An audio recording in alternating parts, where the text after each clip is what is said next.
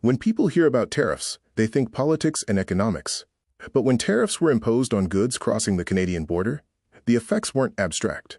They were personal. Canada and the U.S. shared deeply connected supply chains. When costs suddenly increased, businesses felt it fast, and so did workers.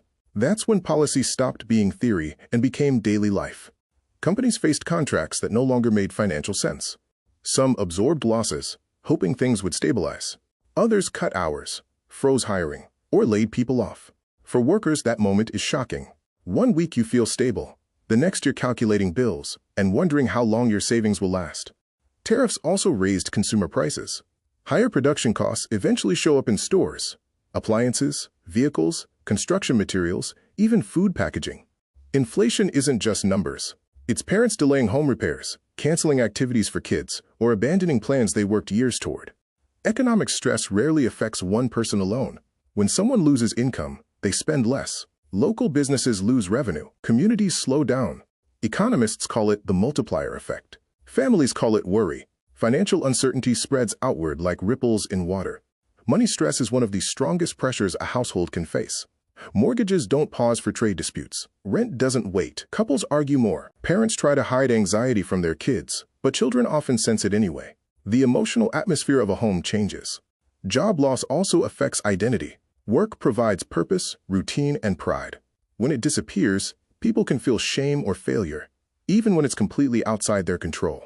That emotional impact can be as damaging as the financial one. Some people struggle to cope. During economic instability, communities often see increases in anxiety and depression. Individuals may turn to alcohol or drugs to escape constant stress.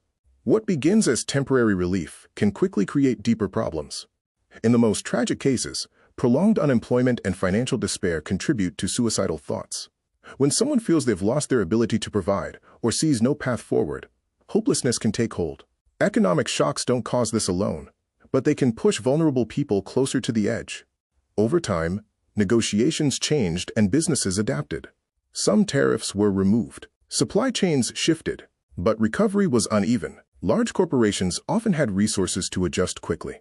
Workers and small businesses carried heavier burdens, and many families felt lasting damage. Savings were depleted. Debt increased. Career paths were disrupted, yet resilience appeared too. Communities organized support. People retrained, and families helped each other rebuild stability step by step. Human strength showed through hardship. This period revealed something important.